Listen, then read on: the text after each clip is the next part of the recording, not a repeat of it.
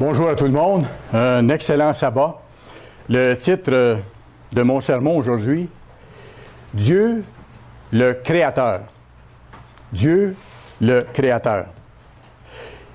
Nous allons voir cet aspect admirable de la divinité. Il y a plusieurs aspects de la personnalité de Dieu. Dieu est un législateur, Dieu est le gouverneur de l'univers, sauveur, rédempteur. Il y a plusieurs aspects, mais aujourd'hui, je veux concentrer notre analyse sur le fait que Dieu est le Créateur.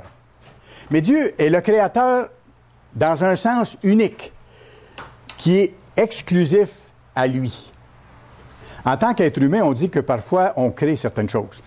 Il y a des artistes parmi nous ici qui font de la peinture et ils font des belles œuvres. On dit que c'est une création, mais ce n'est pas une création dans la même portée ou dans le même sens que ce que Dieu crée. Parce qu'on prend des matériaux qui existent déjà. On imagine une scène où on reproduit une scène qu'on a déjà vue, qui existait, soit un paysage, soit des visages ou autre. Alors, ce n'est pas vraiment une création au sens de Dieu quand lui crée quelque chose. Dieu est un créateur dans le sens unique et exclusif, c'est-à-dire qu'il peut amener quelque chose à l'existence à partir de rien, à partir d'absolument rien. Et si vous y pensez comme il faut, tout ce qui existe, tout ce qu'on peut voir, et même ce qu'on ne peut pas voir, parce qu'il y a des réalités qu'on ne peut pas voir, mais qui existent, tout ce qui existe, là, ça a été fait, ça a été créé, ça a été amené à l'existence. Mais selon une planification précise et détaillée. C'est pour ça, par exemple, que l'univers fonctionne dans un ordre. Vous regardez les astres, les déplacements de la Lune, des planètes, du Soleil, tout est synchronisé et les saisons reviennent et ainsi de suite parce que tout a été planifié dans un ordre précis et détaillé. Un peu comme quand on construit une maison. Qu'est-ce qu'on fait? On commence d'abord par développer l'idée. Qu'est-ce qu'on aimerait avoir comme maison? Quel plan on aimerait avoir et tout ça? Après avoir réfléchi, on passe à l'étape de faire des dessins ou de faire des plans par un architecte. Et on prend des décisions après, on fait des choix de matériaux et tout ça. Et il y a toute une série d'étapes qui s'en suivent avant d'arriver au produit fini. Dieu a fait la même chose. Exactement la même chose. Avant que quoi que ce soit amené à l'existence ou ne soit créé, il y avait de toute éternité que deux êtres spirituels. La Bible est très claire là-dessus. Avant que quoi que ce soit amené à l'existence, soit créé, il n'y avait de toute éternité que deux êtres éternels qui existaient par eux-mêmes, qui avaient des pouvoirs créateurs illimités, avec une puissance totale et étant dotés d'un caractère parfait, juste, saint. Et ces deux êtres-là vivaient en parfaite harmonie. Mais il n'y avait rien d'autre. Il n'y avait pas de matière qui existait. Il n'y avait pas d'ange, pas de matière. Il n'y avait pas d'univers. Il n'y avait pas les planètes, le soleil, les galaxies, le cosmos. Tout ça, ça n'existait pas. Et il n'y avait personne d'autre, aucun autre être vivant. Il n'y avait donc que ces deux êtres spirituels éternels, mais avec une hiérarchie. Il y en avait un qui était plus élevé que l'autre. On peut voir dans ça que déjà, la forme de gouvernement de Dieu existait. Elle a toujours existé. Et c'est pour ça qu'il l'a reproduit dans la famille, c'est pour ça qu'il l'a reproduit dans l'Église, qui est sa famille, et c'est pour ça qu'il va reproduire cette même forme de gouvernement hiérarchique dans le monde à venir. Jean 1. Jean chapitre 1. L'Évangile de Jean, donc, chapitre 1.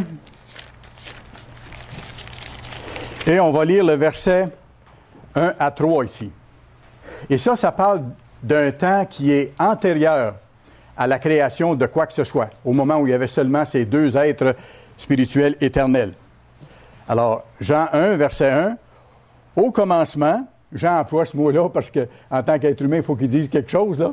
Il existait quelqu'un, était la parole, et la parole était avec Dieu, et la parole était Dieu. Donc, les deux êtres en question, un qui était supérieur en autorité que l'autre, mais les deux étaient Dieu. celui en autorité, et l'autre qui était la parole, c'est-à-dire le porte-parole du premier. Et c'est pour ça que le Christ est venu sur la terre. Il a été le porte-parole de Christ, de son Père, pardon. Il a fait connaître son Père, il a fait connaître ses lois, son plan. Alors, au commencement était la parole était avec Dieu, et la parole était Dieu. Elle était au commencement avec Dieu.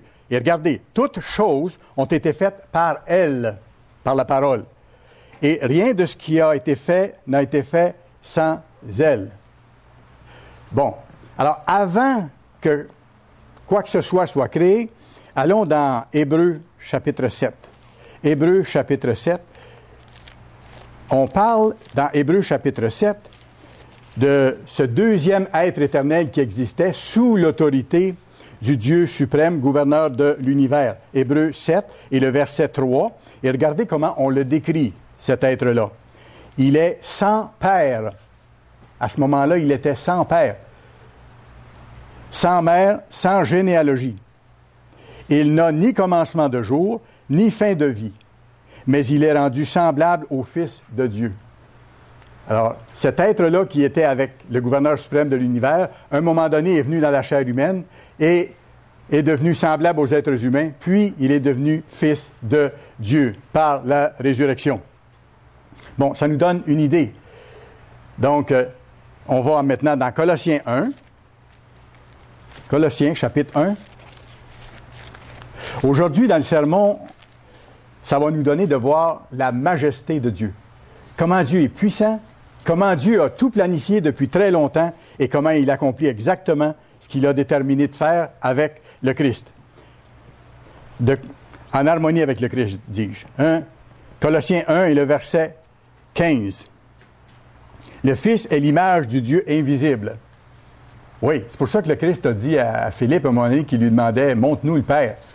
Le Christ a dit « Écoute, tu m'as vu, tu as vu le Père. Je suis pareil comme mon Père. » OK? Et le Christ, il est le premier-né de toute la création. Parce qu'il est le premier-né en tant qu'être spirituel par la résurrection. OK? Verset 16. « Car en lui ont été créées toutes choses qui sont dans les cieux et sur la terre. » Parce qu'il y a des choses qui sont dans les cieux, qui n'existaient pas avant et qui ont été amenées à l'existence par le Christ. Les visibles, les invisibles, trône, dignité, domination, autorité. Tout a été créé par lui et pour lui. Le gouverneur de l'univers a voulu que les choses soient ainsi. Il a créé les choses par son porte-parole et il les a créées par lui et il les a créées pour lui. Le Christ est le créateur, comme son Père. Son Père est créateur aussi. L'autre Dieu est créateur aussi. Maintenant, avant de créer l'univers physique, déterminons comme il faut c'est quoi l'univers physique, là. L'univers physique, c'est la Terre, c'est le Soleil, les étoiles, le cosmos, les galaxies, tout ce qui existe dans l'univers physique. Mais avant de créer ça, le Christ a d'abord créé d'autres êtres. Ça, vous le savez par l'étude de la Bible. Des êtres spirituels qu'on appelle des anges. La Bible ne dit pas combien ont été créés. Des millions, des centaines de millions, des milliards, probablement. On verra. On saura un jour. Mais les anges ont été créés individuellement. Les anges n'ont pas de père, n'ont pas de mère, n'ont pas d'enfants, n'ont pas de frères, n'ont pas de sœurs. Ils ont été créés tous individuellement. On le voit dans la Bible. Mais c'est des êtres spirituels qui sont immortels, entièrement créés d'esprit, créés avec un esprit en eux, un esprit qui est capable de penser, qui est capable de raisonner, qui est capable de faire des choix, qui est capable de prendre des décisions. Dieu n'a pas créé des robots, il les a créés libres. Il y avait donc un libre arbitre et ils pouvaient accepter la voie juste de Dieu ou la voie opposée. Eux aussi avaient un choix. Ils pouvaient prendre l'une voie ou l'autre voie. Ils avaient un test à passer, comme nous qui sommes appelés aujourd'hui et comme les autres qui seront appelés à partir du monde de demain lorsque le Christ reviendra. Donc, il y avait un test à passer, ou se soumettre à Dieu, ou bien faire les choses à leur façon. Maintenant, après avoir créé les anges, okay, au début donc, ou de toute éternité, il existait deux êtres spirituels éternels tout-puissants, en harmonie, et il y avait une hiérarchie. Après ça, avant de créer l'univers physique, ils ont créé les anges. Après avoir créé les anges, là, ils ont créé tout l'univers physique. qui n'existait pas jusque-là. Il n'existait rien de ça. Allez dans Job 38, ça vaut la peine. C'est super d'ailleurs. Job, chapitre 38. Et si vous vous rappelez ce dont il est question ici, c'est que Dieu est en train de montrer à Job que c'est lui qui est le créateur de toutes choses et que ce que l'homme doit faire, lorsque Dieu l'appelle, c'est de reconnaître qu'il est rien et de reconnaître que Dieu est tout. OK? Alors, le sous-titre dans ma Bible, Louis II, c'est marqué « L'Éternel répond à Job en décrivant ses œuvres ». Autrement dit, en décrivant sa création physique, ce qu'il a fait, les planètes, les animaux et tout ça. Et c'est intéressant, vous allez voir, si vous lisez les chapitres, là, 38 à 41, Dieu passe en revue une grande partie de la création physique. C'est superbe. Il parle même des planètes. Il parle des signes du zodiaque. Il parle de la grande ours. Il parle de ce qu'il a créé, de différentes planètes. Il dit qu'il les appelle toutes par leur nom.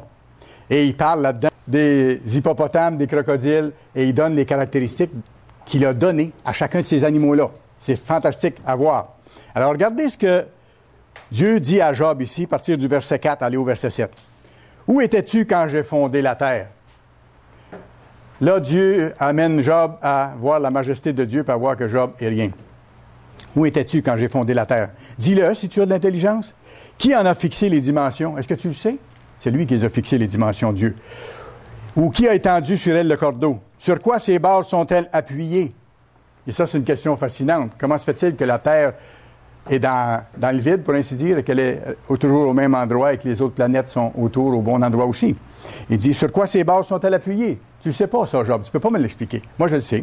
C'est ce que Dieu dit. Ou qui en a posé la pierre angulaire? Regardez, verset 7. Alors que les étoiles du matin éclataient en chants d'allégresse et que tous les fils de Dieu poussaient des cris de joie.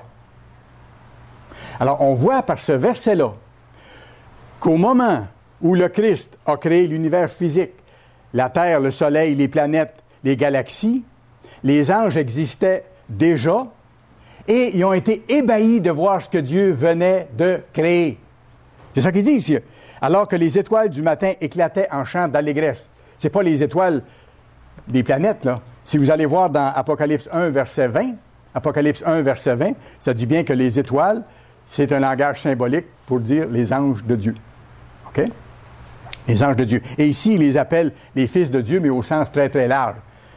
Ils ont été créés par Dieu. Ils ne sont pas nés de Dieu, là. C'est les fils de Dieu au sens très, très large. OK? Alors, ça ici, ce qu'il vient de dire dans Job 38, que c'est lui qui a créé tout ça, l'univers physique, les planètes, la Terre, le Soleil, le cosmos et tout ça. Vous trouvez la description de ça dans Genèse 1, le verset 1. Allez-y, ça vaut la peine. On va revenir à quelques occasions, Genèse 1 et le verset 1. C'est puissant quand on met ensemble les divers versets dans l'ordre qu'ils doivent aller et avec les explications que la Bible nous donne. Genèse 1, verset 1. Au commencement, Dieu créa les cieux et la terre. Alors, on vient de voir dans Job 38 que quand il a créé les cieux et la terre, les anges qui existaient déjà ont éclaté en chants d'allégresse. Ils ont dit « Wow! Que c'est beau! » Parce que Dieu ne crée pas des choses qui sont désordonnées, tohu et bohu, qui sont malpropres, qui sont en dépouillement ou en mauvais état. Absolument pas. Dieu est un créateur parfait. Quand il a créé ça, c'était très beau. C'est pour ça que les anges ont trouvé ça si joli, si beau. Qu'est-ce qui est arrivé après? Bon, les anges existaient, maintenant la création physique existait. Et là, Dieu a confié la terre à un chérubin appelé Lucifer et à un tiers des anges. Pourquoi? Pour qu'il l'administre. Pour qu'il l'administre. Mais ils étaient toujours libres. Dieu les avait créés libres, je vous l'ai mentionné tantôt et on le voit dans la Bible. Il y avait toujours la possibilité de choisir autre chose que la voie qui leur avait été enseignée par Dieu. Au bout d'un grand moment, ou au bout d'une longue période de temps, on ne sait pas combien, des millions d'années, des milliards d'années peut-être, on ne sait pas, Lucifer s'est enorgueilli. C'est sûrement venu de long, parce que ce genre de problème-là vient sur une certaine période. Il s'est enorgueilli, il s'est pensé plus important que Dieu, et là, il a convaincu les anges, graduellement, en semant le doute, en mentant. Il est le père du mensonge, n'oubliez pas. Probablement, il a dit aux anges, Dieu a dit que telle chose, mais ça ne doit pas être tout à fait ça que ça veut dire, et ainsi de suite. On peut extrapoler un peu des choses en mentant parce qu'il est le père du mensonge, en présentant aux anges les choses, mais à sa façon, pour vendre l'idée qu'il avait à vendre. Et sans doute en se disant maltraité ou traité injustement par le gouvernement de Dieu ou par Dieu. C'est ça qui est arrivé. Traité injustement par le gouvernement de Dieu. Ézéchiel 28. Ézéchiel 28. C'est puissant lorsqu'on met tous les versets ensemble. Ézéchiel 28, et on va commencer avec le verset 12. On va voir à ce moment-ci que les anges ont été créés. Ici, il parle de Lucifer au moment de sa création. Ézéchiel 28, 12 à 17. « Fils de l'homme, prononce une complainte sur le roi de Tyr. Tu lui diras, ainsi parle le Seigneur l'Éternel. Tu mettais le sceau à la perfection. » Et dans l'original, c'est « tu étais le sceau de la perfection ». Parce que Dieu l'avait créé parfait, en sagesse. Il avait donné beaucoup de sagesse, beaucoup d'éclat, beaucoup de beauté, mais le libre arbitre, il y avait toujours le choix. Tu mettais le sceau à la perfection. Tu étais plein de sagesse. On en connaît un autre qui était plein de sagesse, qui a été roi sur Israël, qui à un moment donné a pris d'autres décisions. Tu étais plein de sagesse, parfait en beauté.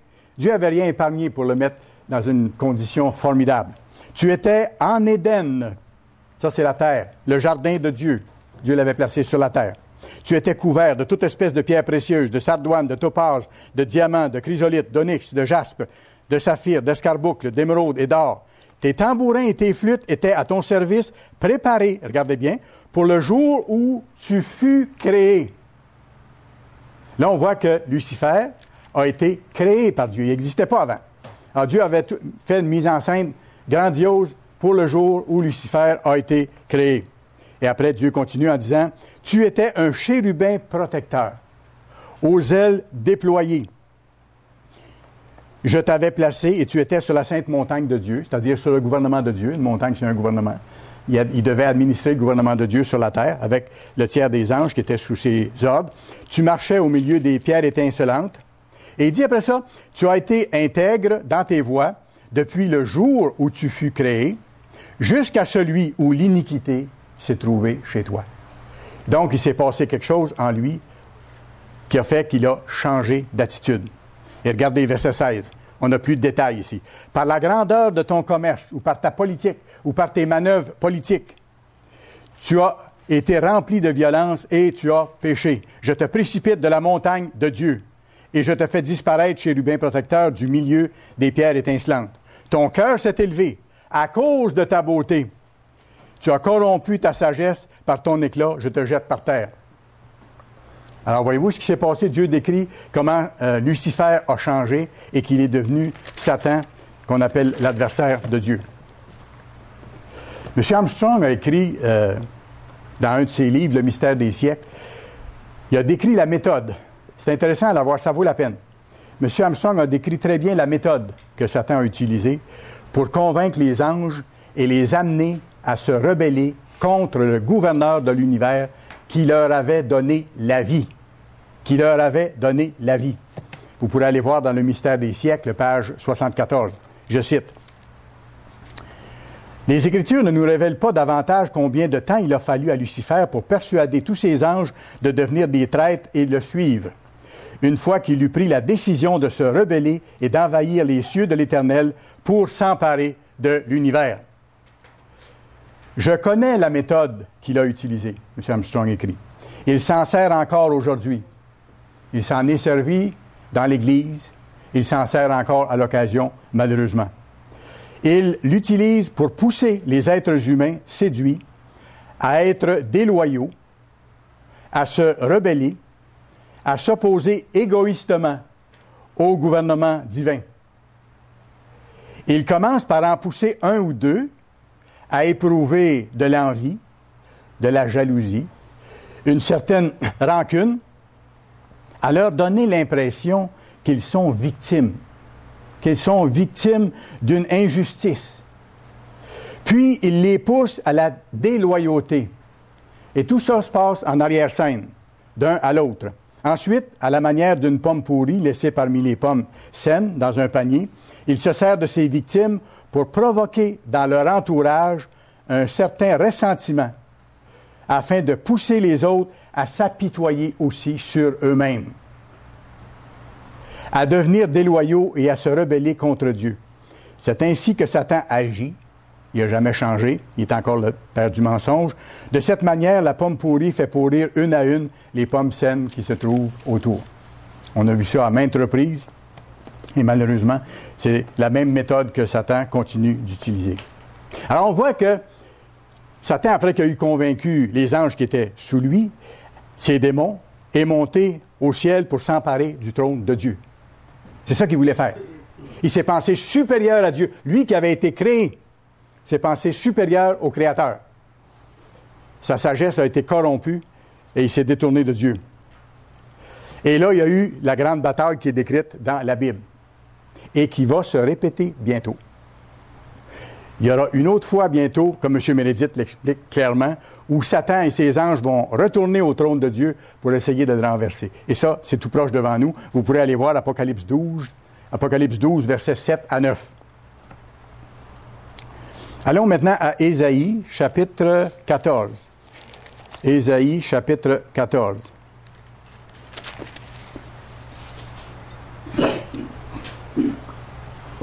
Alors, il y a eu une grande guerre dans le ciel à ce moment-là, qui a affecté les planètes, qui a affecté la création physique. Et il y aura bientôt une autre grande guerre dans le ciel où Satan va encore essayer de s'emparer du trône de Dieu. Ésaïe 14, versets 13 et 14. Et regardez, il n'y a plus de détails ici sur le comportement de Lucifer qui est devenu Satan. Dieu dit, « Tu disais en ton cœur, je monterai au ciel.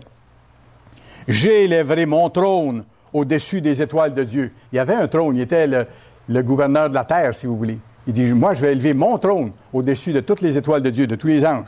Je m'assoirai sur la montagne de l'Assemblée, sur le gouvernement de l'univers, à l'extrémité du septentrion. Je monterai sur le sommet des nues. Je serai semblable au Très-Haut. » Dans le sens, je serai le Très-Haut. Maintenant, qu'est-ce qui s'est produit? Regardez le verset 12. « Te voilà tombé du ciel, astre brillant, fils de l'aurore, tu as été abattu à terre, toi, le vainqueur des nations. »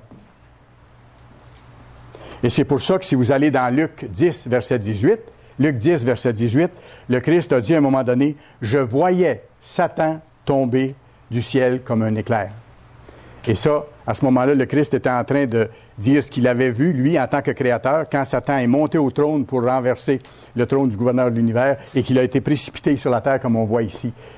Le Christ, le créateur de l'univers, a dit, « Je l'ai vu tomber, je l'ai vu être rejeté du ciel. »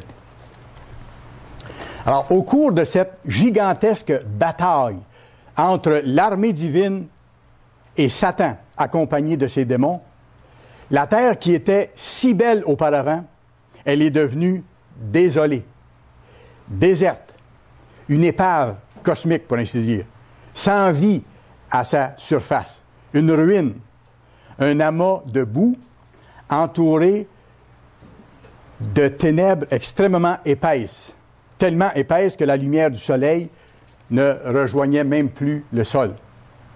C'était comme un mur de ténèbres qu'il y avait tout autour de la planète. C'est intéressant puis c'est important qu'on voit le déroulement des événements puis ce qui s'est passé pour comprendre la grandeur de Dieu, sa puissance, mais comprendre le sens de l'histoire aussi. Genèse 1. Maintenant, on va dans Genèse 1. On retourne, Genèse 1. Je vous redonne le premier verset. « Au commencement, Dieu créa les cieux et la terre. » Et on sait que c'était superbe quand ça a été créé. On arrive au verset 2. « La terre était informe et vide. » Il ne l'a pas créé comme ça.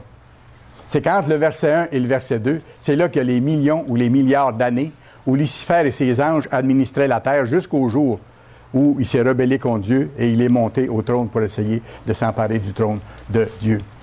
Il y a pu y avoir des milliers ou des millions ou des milliards d'années entre les deux, mais la terre, à la suite de ce grand combat-là, est devenue informe et vide. Dans nos Bibles, c'est marqué « était informe et vide », mais le mot hébreu original, c'est « devint ». C'est le verbe « devenir ».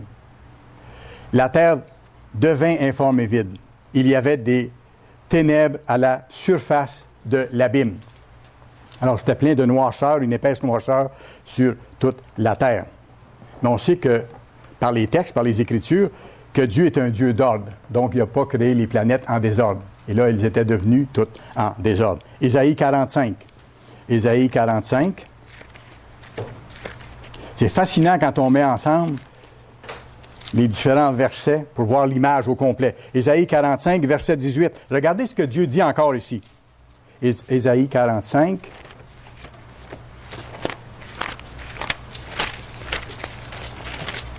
Verset 18. Car ainsi parle l'Éternel. Et là, il se présente en tant que créateur. Car ainsi parle l'Éternel, le créateur des cieux, le seul Dieu, qui a formé la terre, qui l'a faite et qui l'a affermie, qui l'a créée pour qu'elle ne soit pas déserte. Est-ce que c'est assez clair?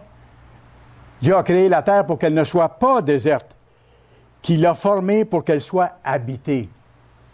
Je suis l'Éternel, et il n'y en a point d'autre. Formidable. Alors, l'attaque de Satan et de ses démons contre Dieu s'est déroulée entre le premier verset et le deuxième verset de Genèse 1. C'est là que ça s'est passé. Et qu'est-ce qui est arrivé par la suite de ça? C'est que la terre est restée dans un état de délabrement total pendant X temps encore. Des millions, des milliards d'années, on ne sait pas. Pendant très, très longtemps. Puis, le Créateur a procédé à une deuxième création, ce qu'on pourrait appeler la recréation. Parce que lui avait en tête là, de créer les êtres humains.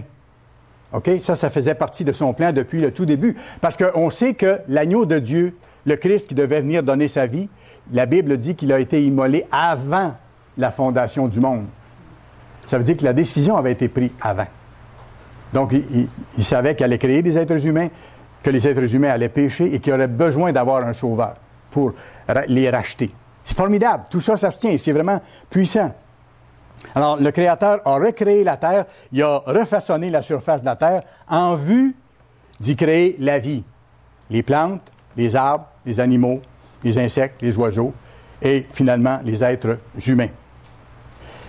Maintenant, je pense que ça vaut la peine qu'on s'arrête quelques instants pour voir les jours de la création. Parfois, quand on lit ce texte-là, sans avoir les informations ou sans prendre la peine de vraiment décortiquer, ça semble difficile à comprendre. Mais je vais vous les donner dans un certain ordre, d'une certaine façon, vous allez voir, ça va devenir compréhensible. Et je me base là-dessus sur une étude approfondie qui a été faite par un ministre de Dieu il y a 30-40 ans, M. Torrance, un serviteur fidèle de Dieu qui avait publié quelque chose là-dessus. Moi, ça m'a aidé beaucoup à comprendre ici les jours de la création. On va les passer ensemble rapidement et on va voir ce qui s'est passé durant ces 7 jours-là. Rappelez-vous, au moment où Dieu a recréé la terre ou qu'il a procédé à cette création-là, il y avait une noirceur totale, des ténèbres très épaisses sur toute la surface de la terre. Premier jour. Qu'est-ce qui s'est passé le premier jour? Je vous le dis dans mes mots et après on ira voir les versets. Premier jour, la lumière. Est-ce que le soleil existait déjà? Oui. Dieu l'avait créé longtemps avant, le soleil, avec les étoiles, avec les galaxies, avec tout l'univers physique qui avait été créé à ce moment-là. Alors ça existait. Donc, Dieu n'a pas créé le soleil là. La lumière, c'est-à-dire, puisque le soleil existait déjà, est parvenue, le premier jour, à transpercer un peu l'épaisseur des nuages qui étaient collés au sol sur la surface de la terre. La lumière a commencé à entrer dans ces épaisses ténèbres. Ce n'est pas la création du soleil, il avait été créé longtemps auparavant. On peut le prouver par des textes. Genèse 1, 3 à 5. On va voir cette création du premier jour. Dieu dit que la lumière soit. Autrement dit, que la lumière pénètre. Et la lumière fut. Dieu vit que la lumière était bonne, et Dieu sépara la lumière d'avec les ténèbres. Dieu appela la lumière jour, il appela les ténèbres nuit. Ainsi, il y eut un soir, il y eut un matin. Ce fut le premier jour. OK? Formidable. Maintenant, on va. Deuxième jour. Deuxième jour, qu'est-ce qui s'est passé? Je vous le résume encore en mes mots, selon les recherches de M. Torrance. Dieu a provoqué à ce moment-là une augmentation de la température à la surface de la Terre. Et les nuages qui étaient chargés d'eau autour de la surface de la Terre ont commencé à s'élever. Vous avez déjà vu des brumes s'élever le matin quand la température se réchauffe? C'est un peu le même phénomène, mais à plus grande échelle. Alors, les nuages chargés d'eau ont commencé à s'élever. Et c'est alors que s'est dégagé un espace entre le sol et les nuages, qu'on appelle l'étendue du ciel, là où les oiseaux volent. OK? Parce qu'avant ça, cet espace-là n'existait pas. L'épaisse nuée, là, la noirceur opaque, était collée sur le sol, si vous voulez. Et c'était rempli d'eau dans cette nuée-là, qui ne permettait même pas à la lumière de passer. Donc, jour 2, Genèse 1, versets 6 à 8. Dieu dit qu'il y ait une étendue, donc un espace, entre les eaux. Ah, là, il sépare des eaux aussi. Et qu'elle sépare les eaux d'avec les eaux. Ça, c'est compliqué comme explication. Mais revenons à l'état des choses. L'épaisse nuée était chargée d'eau. Et la terre était un abîme, comme une boue, si vous voulez. Alors Dieu dit, on va séparer les eaux d'avec les eaux. On va laisser des eaux au sol, mais on va faire en sorte que les eaux qui sont dans les nuées montent, s'élèvent, parce qu'il voulait créer une surface où la vie serait possible. Et Dieu fit l'étendue. Donc, il a fait, si vous voulez, l'espace libre au-dessus de la terre. Dieu fit l'étendue et sépara les eaux qui sont au-dessous de l'étendue d'avec les eaux qui sont au-dessus de l'étendue. OK? Parce qu'il y a les nuées dans le ciel, normalement, sont chargées d'eau, à l'occasion, en tout cas. Alors, il y a une séparation entre les deux. Et Dieu fut ainsi, et cela fut ainsi. Dieu appela l'étendue ciel. On l'appelle encore ciel. On dit les oiseaux volent dans le ciel, les avions volent dans le ciel. Ainsi, il y eut un soir, il y eut un matin, ce fut le second jour. Troisième jour. À ce moment-là, Dieu a fait apparaître, Dieu a fait émerger de grandes plaques de terre, parce que c'était avant ça comme une boue. Si vous regardez dans le verset 2, l'Esprit de Dieu se mouvait au-dessus de la terre et au-dessus de l'abîme des eaux. C'était de l'eau partout. OK? Alors, Dieu a séparé ici l'eau d'avec la terre. Dieu a fait apparaître, a fait émerger de grandes plaques de terre en amassant l'eau dans des océans, des lacs, des rivières. C'est ce qui s'est passé le troisième jour. Mais ce n'est pas la seule chose. Ce même jour-là, une fois que les eaux ont été ainsi séparées, que l'océan existait, les rivières, les lacs, ce même jour-là, Dieu a créé les plantes et les arbres. Oui, là, il y avait de la terre sèche. Il a créé les plantes et les arbres dans cette même période de 24 heures. Genèse 1, versets 9 à 13. C'est fascinant quand on le regarde de cette façon-là. Genèse 1, 9 à 13. Dieu dit que les eaux qui sont au-dessous du ciel se rassemblent en un seul lieu. Voyez-vous, il a créé les océans, les lacs. Et que le sec paraisse, la terre, les continents. Et cela fut ainsi. Dieu appela le sec terre, il appela l'amas des eaux mer. Dieu vit que cela était bon, puis Dieu dit que la terre produise de la verdure, de l'herbe, portant de la semence, des arbres fruitiers, donnant leurs fruits, selon leur espèce, ayant leur semence, et ainsi de suite. Verset 12. La terre produisit de la verdure, de l'herbe, portant de la semence, selon son espèce, et des arbres donnant du fruit, ayant en eux la semence selon leur espèce. Dieu vit que cela était bon, il y eut un soir, il y eut un matin, ce fut le troisième jour. Voyez-vous, quand on le regarde dans l'ordre comme ça, tout se tient et il y a une logique là-dedans. Quatrième jour, qu'est-ce qui s'est passé? Je vous le donne rapidement, mais prenez des notes, puis vous pourrez reprendre le sermon, puis refaire l'analyse vous-même. Vous allez voir comment tout tombe en place.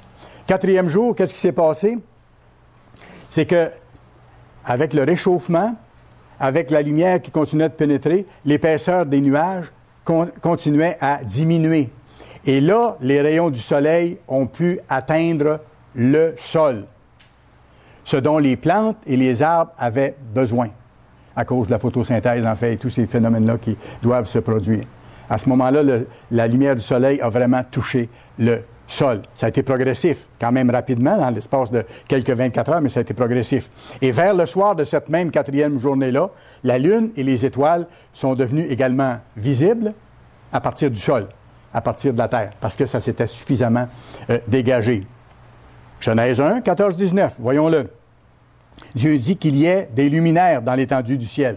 On sait qu'ils avaient été créés avant, ils étaient déjà là, mais qu'ils produisent leur lumière pour séparer le jour d'avec la nuit, que ce soit des signes pour marquer les époques, les jours et les années, et qu'ils servent de luminaires dans l'étendue du ciel pour éclairer la terre. Dieu fit les 2 grands luminaires, il les avait faits auparavant, mais il les a rendus opérants pour atteindre la terre. Le plus grand luminaire pour présider au jour, le plus petit luminaire pour présider à la nuit. Il fit aussi les étoiles, mais comme je vous dis, elles étaient là, on l'a vu tantôt, mais il a fait que les étoiles deviennent visibles de la terre. Dieu les plaça dans l'étendue du ciel pour éclairer la terre, pour présider au jour et à la nuit, et pour séparer la lumière d'avec les ténèbres. Dieu vit que cela était bon. Ainsi, il y eut un soir, il y eut un matin. Ce fut le 4e jour. C'est formidable quand on le met dans ce sens-là. Et là, à ce moment-là, je m'arrête ici.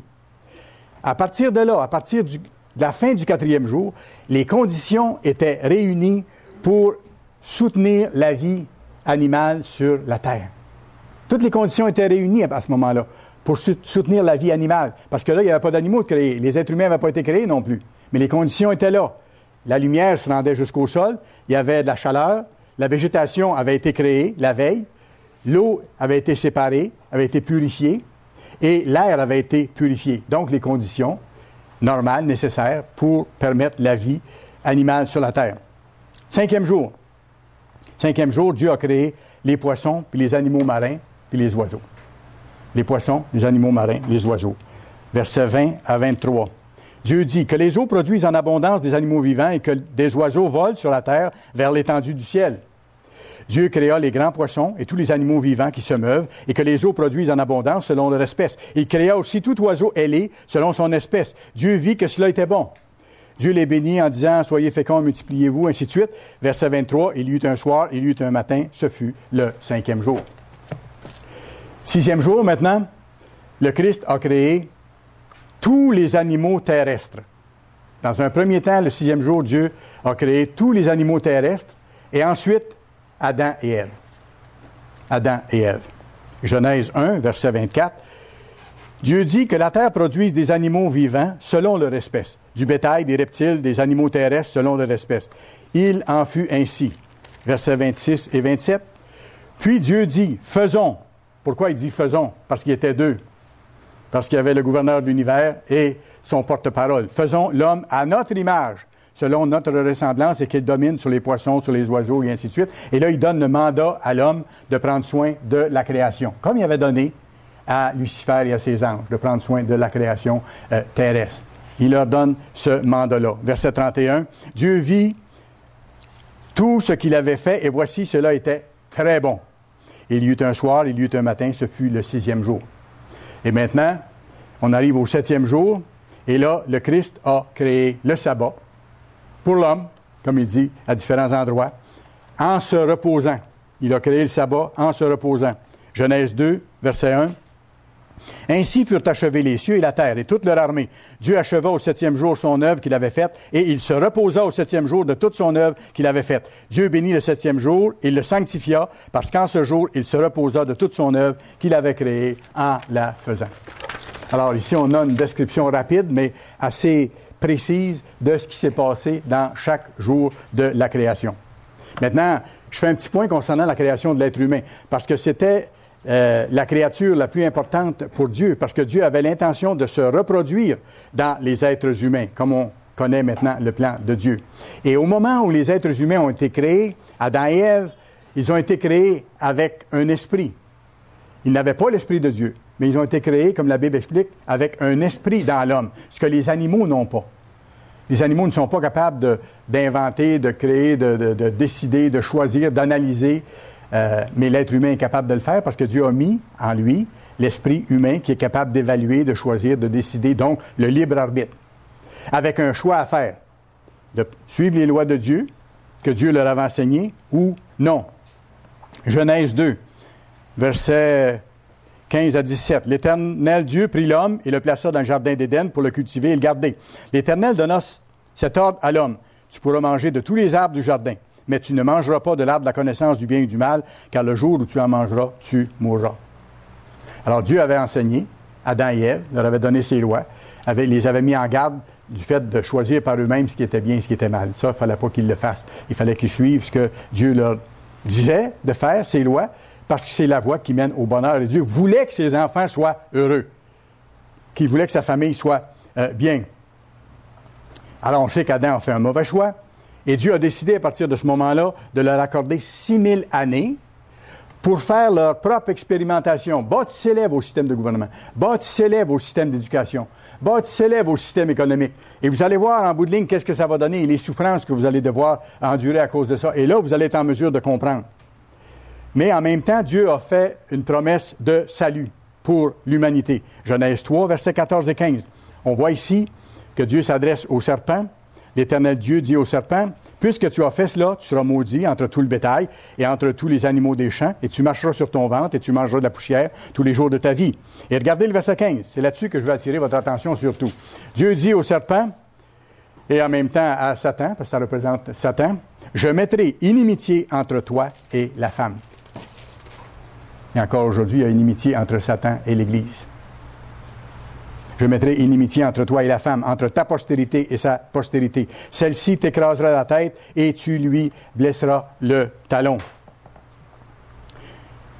Allez à Ésaïe chapitre 7, s'il vous plaît. Ésaïe chapitre 7. Ésaïe chapitre 7. Ici, dans Genèse 3, verset 15, dans le fond, on a la toute première promesse qui est faite dans l'Ancien Testament, qu'un Messie sera envoyé, qu'un Sauveur sera envoyé à l'humanité, que le Christ allait venir dans la chair humaine pour payer l'amende pour nos péchés. C'est implicite ici dans le texte. Alors, Ésaïe, donc, 7 et le verset 14. « C'est pourquoi le Seigneur lui-même vous donnera un signe, une prophétie, ça. Voici, la Vierge deviendra enceinte et elle enfantera un fils. » Ici, il parle de Marie. « Et elle lui donnera le nom d'Emmanuel. » Emmanuel, qui veut dire Dieu avec nous. Donc, il y avait déjà la promesse que le Sauveur allait venir dans la chair humaine, Dieu avec nous, pour payer l'amende de nos péchés. Allez à Apocalypse 12. Apocalypse 12. Vous allez faire un lien ici qui est important à faire. Apocalypse 12. Cette femme dont il est question dans Genèse 3, et le verset 15, qui doit écraser la tête du serpent. On la voit ici, Apocalypse 12, verset 1. Un grand signe parut dans le ciel, une femme enveloppée du soleil, la lune sous ses pieds et une couronne de 12 étoiles sur sa tête. Elle était enceinte et elle criait, étant en travail et dans les douleurs de l'enfantement. Un autre signe parut encore dans le ciel, et voici, c'était un grand dragon rouge-feu. Ça représente Satan. Ayant 7 têtes et 10 cornes, et sur ses têtes 7 diadèmes. Sa queue entraînait le tiers des étoiles du ciel, le tiers des anges qui l'ont suivi dans sa rébellion, et les jetait sur la terre. Le dragon se tint devant la femme qui allait enfanter afin de dévorer son enfant lorsqu'elle l'aurait enfanté. Et quand la Vierge Marie a enfanté le Christ, qu'est-ce qui est arrivé? Le roi Hérode a envoyé ses armées pour faire tuer tous les enfants en bas de 2 ans en espérant tuer le Christ. C'est exactement ça qui s'est produit, pour dévorer son enfant lorsqu'elle l'aura enfanté. Elle enfanta un fils qui doit paître les nations. Voyez-vous, ça doit être le roi des rois, avec une verge de fer. Et son enfant fut enlevé vers Dieu, vers son trône. C'est là qu'il est maintenant. Et la femme s'enfuit au désert où elle avait un lieu préparé, et ainsi de suite. On peut continuer. Et là, ça représente l'Église à ce moment-là. Et plus loin, ça représente l'Église qui sera amenée à un lieu de sécurité. Alors, c'est l'histoire de l'être humain, créé libre, qui a fait le mauvais choix, auquel Dieu a promis d'avoir un Rédempteur. Mais dans tout ça, Dieu continuait à créer. Et revenons dans ce sens-là à la création de l'être humain, comme Dieu l'a planifié. La création de l'homme, peut-être ça va vous surprendre, mais si vous y pensez le moindrement, vous allez réaliser. La création de l'homme, elle n'est pas encore terminée. La création de l'homme, elle n'est pas encore terminée. Ce n'est pas le produit fini que Dieu a vu dans son plan au début de la création, quand il a dit « Faisons l'homme semblable à notre image ». On n'est pas encore rendu à l'image de perfection du Christ et de Dieu. Nous sommes en préparation, nous sommes en train d'être créés par le Créateur de l'univers. Cette création-là, elle est encore en cours de réalisation dans la vie de chacun de ceux que Dieu appelle présentement. Mais Dieu étant pas injuste, il va appeler les autres plus tard. Quand Christ va être revenu, d'ici peu, tous les êtres humains vont pouvoir être appelés. Et cette création spirituelle-là qui est en cours, dans le cœur de ceux que Dieu appelle présentement, dans le petit troupeau, qui forme le petit troupeau, cette création-là, c'est la création spirituelle. L'homme a d'abord été créé physique, avec un esprit humain, capable de choisir, tout ça. Mais maintenant, il a besoin d'avoir l'Esprit de Dieu en lui, après s'être repenti, pour devenir une nouvelle création, une création spirituelle, l'homme de Dieu, l'homme selon Dieu. C'est la création de ce que la Bible appelle l'homme nouveau. L'ancien moi, qui était pécheur, qui était méchant, doit disparaître et on doit développer la culture de Dieu, vivre selon ses voies, vivre selon ses lois, selon ses fêtes, accomplir, nous, son œuvre d'ici la fin, et la fin est proche. Et ce faisant, nous continuons à être créés par le Dieu de l'univers pour nous préparer à régner avec le Christ. C'est la création de l'homme nouveau, l'homme qui se repent, qui, avec l'aide de Dieu, rejette ses anciennes voies mauvaises pour vivre selon la volonté de Dieu. Puis dans celui qui cherche à vivre selon les lois divines, qu'est-ce que Dieu fait? Il développe son caractère parfait et juste. Création divine de l'homme nouveau, qui va devenir fils et fille de Dieu au moment du retour de Christ, au moment de la transformation en être spirituel. Et c'est formidable, quand vous regardez certains écrits de M. Armstrong là-dessus, Dieu lui avait donné de comprendre profondément ces grandes vérités-là. Je vous cite ici, à partir de l'incroyable potentialité de l'homme, un passage à la page 42 et 43. Ça dit ceci. La plus grande, dans le fond, M. Armstrong explique que la plus grande création de Dieu, c'est ce que Dieu est en train de créer. Des enfants qui vont naître de sa famille en tant que ses fils et ses filles spirituellement de même nature que lui, étant Dieu comme lui, n'ayant jamais son poste, ni le poste de Christ, mais quand on est dans la famille de Dieu, on est de même nature. C'est pour ça qu'on pourra voir le Christ tel qu'il est, dans sa condition spirituelle, parce que nous allons devenir totalement des êtres spirituels. Et regardez ce que M. Armstrong écrivait ici. La réalisation suprême en matière de création de la part de Dieu. Dieu ne peut pas créer instantanément, à la suite d'un ordre, le même caractère parfait, saint et juste, qui est inhérent à lui et à la parole. Il y a une chose que Dieu ne peut pas créer instantanément. Une chose que Dieu ne peut pas créer, c'est le caractère parfait dans un individu. Ça serait un robot. S'il met un programme dedans, que la personne est obligée de le faire, elle n'a pas choisi. Alors, c'est pas ça que Dieu veut.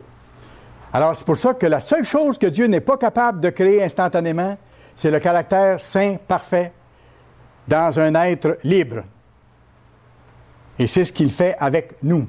Il nous donne son esprit et on a toujours le choix jusqu'à la fin. On peut, à la dernière minute, se détourner même et perdre. Paul dit, j'ai peur à un moment donné d'être désapprouvé. C'est pour ça que je cours et que je tiens mon corps dans la soumission. Mais Dieu veut créer le caractère parfait dans ceux qui l'appellent. Et c'est possible. À Dieu, tout est possible. À moi, tout est impossible. Ça, je le sais, par expérience. Mais je sais qu'à Dieu, tout est possible. Ce genre de caractère, je continue la citation, a besoin d'être développé par l'intermédiaire du choix et de l'intention libre de la personne dans laquelle il vient à exister. Aussi, le caractère parfait, saint et juste est la plus grande chose que Dieu puisse réaliser. Et c'est pour ça que ça lui tient tellement à cœur. Écoutez, il a donné la vie de son Fils unique et le Christ est mort spécialement pour ça.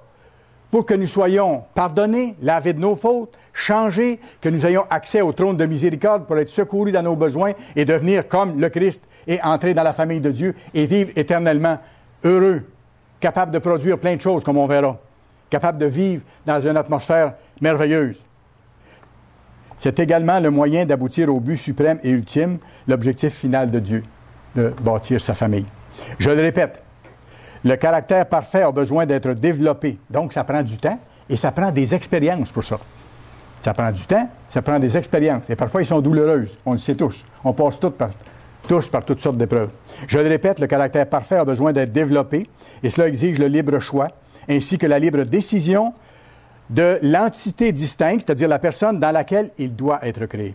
Toutefois, même dans ce cas, Dieu seul a le pouvoir d'octroyer le caractère juste et parfait. Dieu seul a le pouvoir de l'octroyer. Je ne peux pas me l'octroyer. Et je ne peux pas dire, je vais me rendre assez juste qu'il n'y aura pas le choix, il va me l'octroyer. Non, non. Il faut que je sois assez soumis, puis assez reconnaissant envers lui que tout me vient de lui et que moi, je suis entièrement mauvais et que je dois changer totalement pour que lui soit, à partir de ce moment-là, capable de créer en moi son caractère parfait et juste.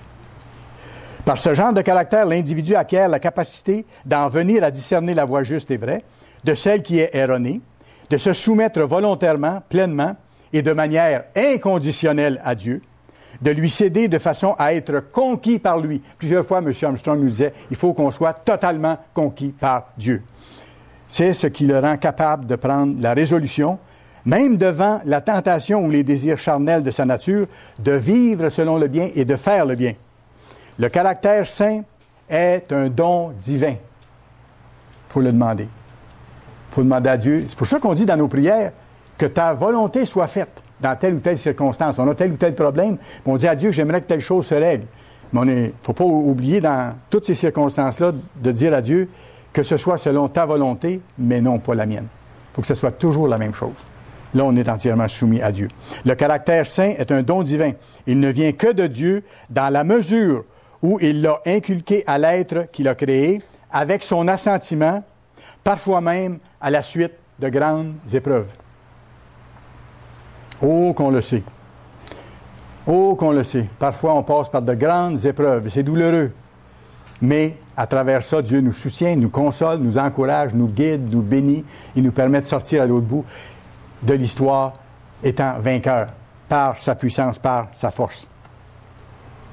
Alors, Dieu est en train de créer. La création se continue dans l'homme, dans ses serviteurs fidèles et persévérants. La création de l'homme nouveau, elle est en cours de réalisation. Elle est en cours de réalisation. Le Christ crée. Il crée en plus de créer dans chacun de ses petits frères et ses petites sœurs son caractère, parce qu'on doit revêtir le Christ, ses idées, ses pensées, sa mentalité, sa façon de faire. On doit l'imiter. Le Christ crée en plus de créer dans chacun son caractère, il crée une équipe. M. Winnie en a parlé dernièrement. Il est en train de créer une équipe qui va devenir très unie pour être capable de travailler en parfaite harmonie un jour sous lui et sous le Père pour administrer la Terre dans un premier temps et ensuite le reste de l'univers. C'est fantastique ce qui nous attend. Ça dépasse l'imagination. La création de chacun de ses fidèles va être complétée le jour de la résurrection. Quand nous naîtrons dans la famille de Dieu avec un caractère parfait et juste. Et pour ça, il faudra que le Christ, à son retour, vous trouve et me trouve en train vraiment de vouloir à tout prix, malgré les épreuves, les difficultés, développer ce caractère saint et juste. Et là, il va nous rendre parfaits. Il va compléter le travail. Mais c'est pas tout. Le titre du sermon, c'est « Dieu le Créateur ». Il n'arrête pas de créer. Il n'arrête pas de créer. Et la création va se poursuivre au-delà du retour de Christ. Comment? Il y aura des êtres humains sur la terre et il y aura à ce moment-là une toute nouvelle société qui va être développée durant le millénaire, durant le millénium, durant le premier 1000 ans du règne de Christ. Une société complètement différente de la société que nous voyons autour de nous actuellement. Mais pour ça, il faudra que Dieu crée encore. La création va continuer durant ces 1000 ans. Et ce sera une autre étape de la création spirituelle. Allez à Ésaïe, chapitre 11. Ésaïe, chapitre 11. On va voir ici une courte description de cette merveilleuse société qui aura sur la terre à un moment donné, quelques années après le retour de Christ. Parce que dès le retour de Christ, ça ne sera pas changé instantanément. Rappelez-vous, Dieu crée son caractère dans le temps. Ça prend des expériences de vie, ça prend certaines épreuves, ça prend le temps de faire des choix, de développer ce caractère-là de Dieu. Alors, l'humanité qui sera encore vivante au retour de Christ ne changera pas instantanément. Il va falloir travailler avec eux autres. Ils vont faire des expériences, parfois ils vont se tromper, parfois on va devoir les corriger, toujours les encourager, les guérir, les amener à penser autrement, à revêtir le Christ à leur tour, à penser comme lui, à se laisser être créés selon l'être que Dieu veut voir être créé en eux, pour qu'ils deviennent fils et filles de Dieu à leur tour. Alors, Ésaïe 11 et le verset 9. Regardez à ce moment-là, dans le millénium, après un certain nombre d'années, il ne se fera ni tort ni dommage sur toute ma montagne sainte. Il n'y en aura plus de problèmes, de difficultés, de conflits, de misère, de guerre, car toute la terre sera remplie de la connaissance de l'Éternel. Nous aurons eu le temps d'enseigner à tous les êtres humains. Nous aurons pu aller partout sur la face de la terre. Les choses seront changées. La terre sera remplie de la connaissance de l'Éternel et les gens ne feront pas seulement connaître, c'est qu'ils vont en vivre. On va leur montrer à vivre une autre vie. Ils vont en tirer les profits et ils vont en être contents. Ils vont goûter comment c'est bon les voies de Dieu, car la terre sera remplie de la connaissance de l'Éternel, comme le fond de la mer par les eaux qui le couvrent. Encore la création de Dieu qui se continue. Création spirituelle des êtres humains pour que ceux-ci entrent dans sa famille.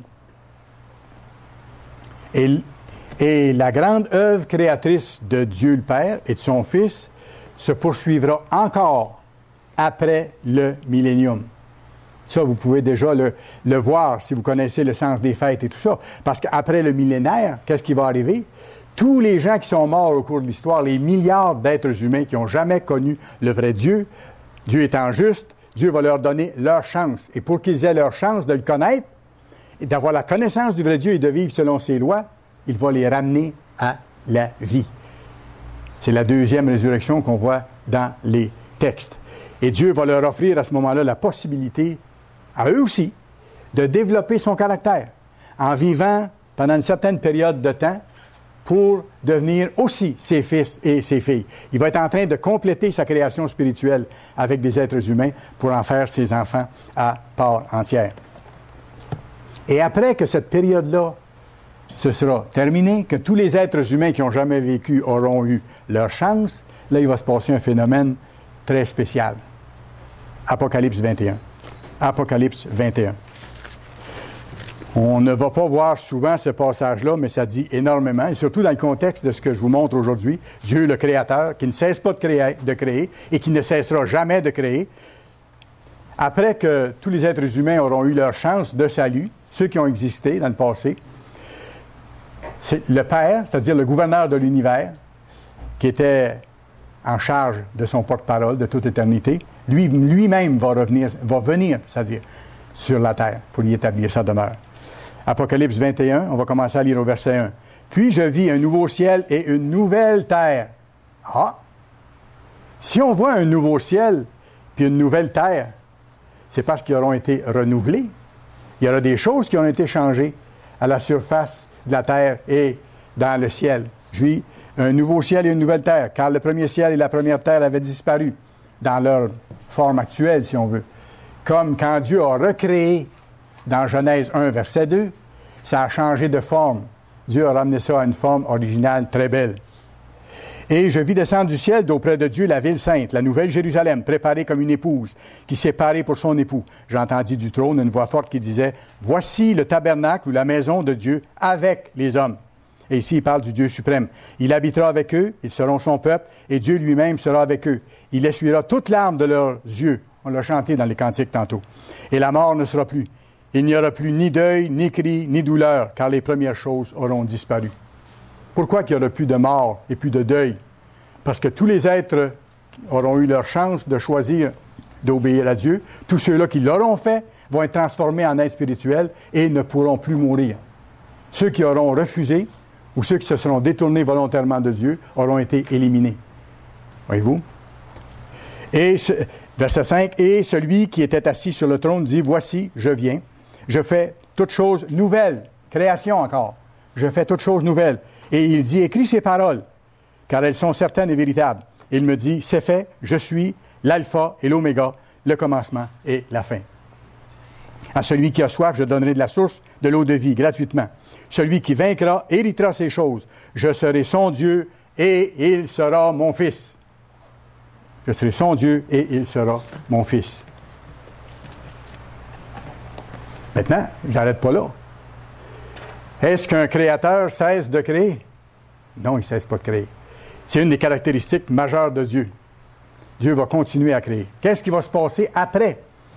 Qu'il n'y aura plus d'êtres humains qui vont exister, seulement des êtres spirituels dans la famille de Dieu. Les anges qui lui ont été fidèles, le Père et son Fils, le Christ, le roi des rois et seigneur des seigneurs. Qu'est-ce qui va arriver après? Intéressant. Rappelez-vous que Dieu est le même hier, aujourd'hui, éternellement. Et qu'il est d'abord et avant tout créateur. Et il va continuer à créer. Quand nous serons nés dans sa famille, nous allons devenir totalement comme lui, ayant les mêmes caractéristiques, ayant une grande puissance, il va nous donner une grande puissance, et nous deviendrons aussi des créateurs, comme notre papa, comme notre père. Exactement. Nous deviendrons aussi des créateurs. Et nous allons travailler avec lui à toutes sortes de projets formidables. Nous allons travailler avec lui à toutes sortes de projets formidables.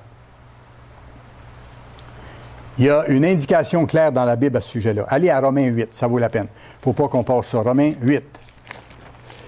On a une indication ici, comme de quoi ce que Dieu a créé il y a si longtemps, des milliards d'années, est en état de décadence actuellement, en état de souffrance, et que ça attend pour être renouvelé, amélioré, embelli, ramené dans un bel état. Alors, Romains 8 et le verset 17. Romains 8 et le verset 17. Or, si nous sommes enfants, nous sommes aussi héritiers. C'est normal. Nous héritons de nos parents. C'est ça. Et nous allons hériter de Dieu. Et nous allons devenir co-héritiers du premier héritier de Dieu, qui est le premier-né de sa famille, le Christ.